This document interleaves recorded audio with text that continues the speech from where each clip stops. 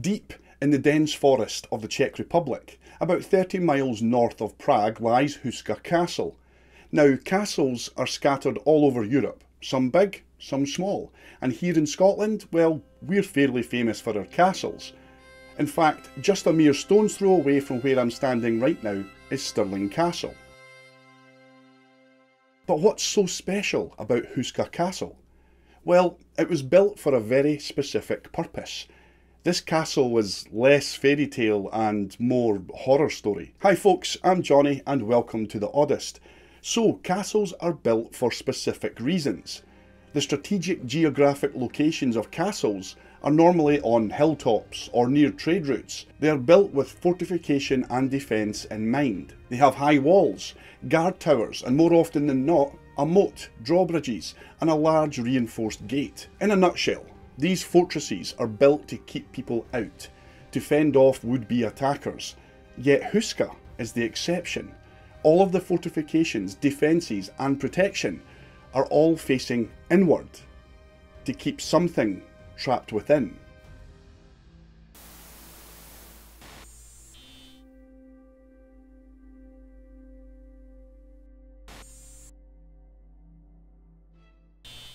The Czech Republic has no shortage of castles, boasting more than 2,000 of them, the most famous of which is Prague Castle. Positioned adjacent to the central market, it offered unparalleled convenience for sourcing food and supplies. Situated at the crossroads of pivotal trade routes connecting Eastern and Western Europe, Prague Castle boasted formidable defences, including towering walls, guard towers and other fortifications. Venture 30 miles north of Prague, and you will encounter a contrasting stronghold, Houska Castle. Constructed 4 centuries later than Prague Castle, Houska stands in stark opposition. Placed in a secluded area of the Czech countryside with zero strategic significance, it's definitely not near any trade routes, and it has no water source. The castle has no meaningful defences or fortifications, which prompts the question, why is it even there?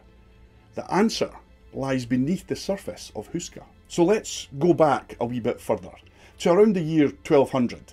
Local villagers started to get freaked out as more and more witnesses were reporting seeing strange things in the forest and around the hillside. They claimed to have seen winged creatures and demons roaming the hills and woodland. It got so bad that the local duke at the time had enough and decided to investigate. Accompanied by a few of his men, they ventured into the forest and discovered a large pit.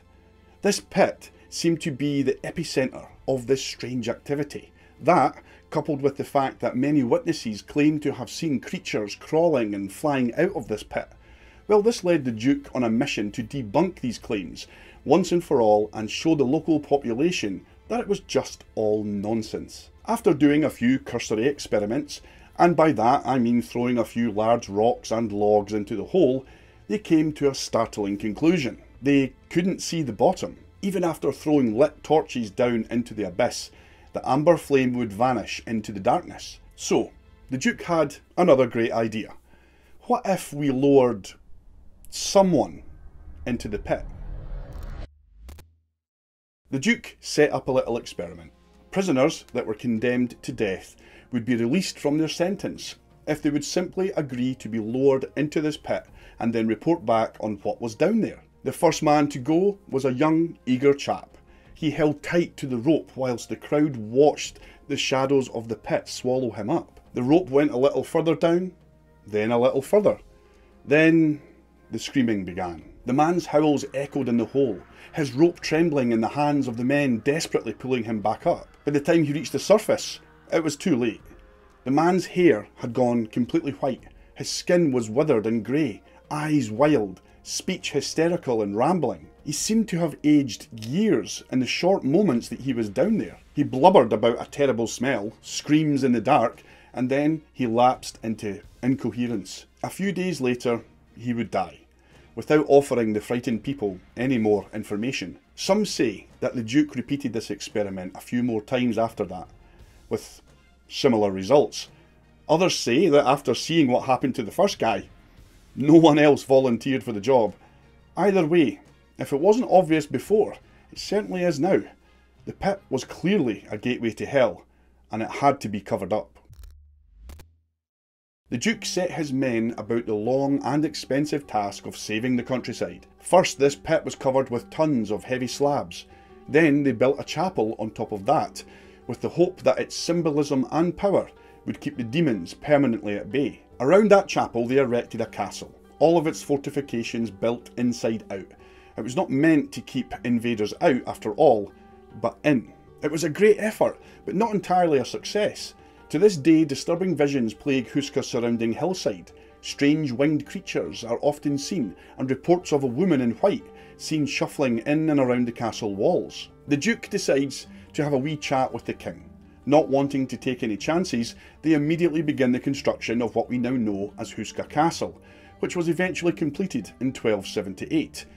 This fortress was built directly over the pit in an attempt to keep the evil forces trapped inside. The original chapel was dedicated to the Archangel Michael, who led God's armies against Lucifer's fallen angels. Michael is portrayed in two scenarios in the chapel's faded frescoes, which are some of the oldest in all of Europe and they date back to the early 1400s. In one, he is engaged in battle with a dragon, a representation of evil, while in the other he is judging souls at the Last Judgment, while holding a sword in one hand and a pair of scales in the other. The crucifixion and St. Christopher are also depicted here, but what is peculiar about the chapel frescoes is that on one of the walls is a figure not to be found in other paintings from that time. A monster with a woman's torso and a horse's body is depicted here, clutching a bow in her right hand and pointing an arrow with her left hand at a person. Not only is it extremely unusual to see a depiction of a centaur, which is a figure from paganism,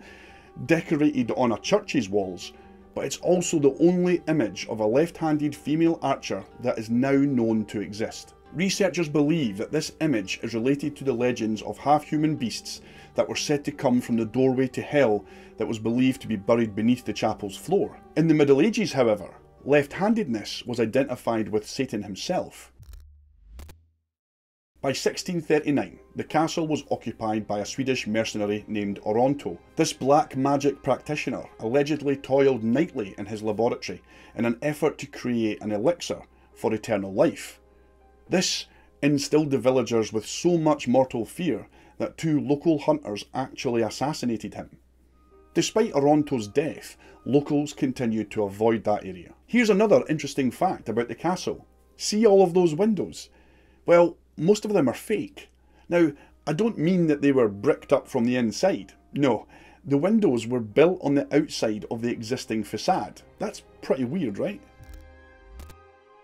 2 centuries later, in 1836, Czech poet Karel Hynek Mácha spent a night in Hooska during a walking tour of the region. In his disturbing dreams, Mácha recounted his soul descending into a pit and then finding itself in a diabolically mechanised future, specifically Prague, in 2006. In this nightmarish vision, he wandered through the city in a state of horror and misery. Among the disconcerting incidents that he experienced, Mácha narrated an encounter with a girl who presented him with what he called moving images that were displayed on a small black casket. He went on and described navigating through darkness amid towering sandstone cliffs, riddled with holes emitting an eerily similar yellow light to the massive apartment complexes known as Sedist that now dominate the outskirts of Prague. It's crucial to consider that Mácha shared this tale in 1836. How then did these prophetic visions originate in his subconscious?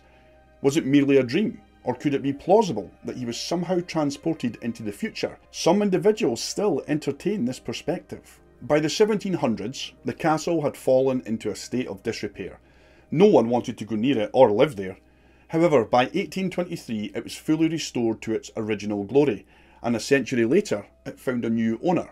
Joseph Simonek, president of Skoda Auto, purchased the castle for himself. Fast forward now to the 1940s, during the Nazi occupation of Czechoslovakia. They were given a specific mission: to take Houska Castle, on the orders of the Führer himself. But why? We've already established it had no fortifications or any logistical significance. Well, in case you didn't already know, Hitler was well into the whole occult thing, and finding a bona fide gateway to hell, well, let's face it, he's not going to pass that up now, is he?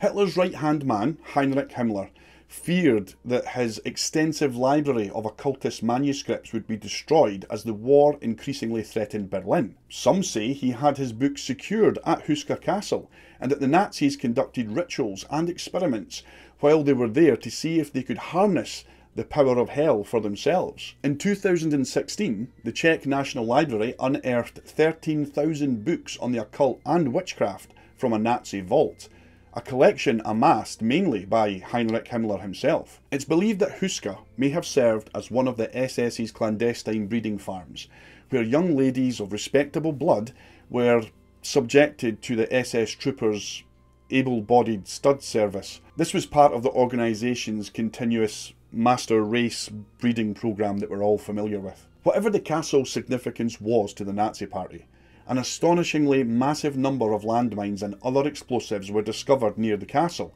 which is another reason why the current owners will not permit any excavation inside the castle. It's just too dangerous. It was believed that to prevent the demons, or whatever was down there, the Nazis riddled the entire region with explosives that are still very much lethal to this day. Fortunately though, the Allies defeated Germany before the Nazis figured out how to open the gate to hell. A few years after the war, German soldiers were found buried there. Perhaps this was to cover up what these men knew. There are many different rumours about the rituals that they did and what kind of evil they learned about. After the war was over, the castle was returned to its former owners, the Simonek family. So what about the castle today? Is it a nice place to visit, or does it still harbour deep demonic secrets?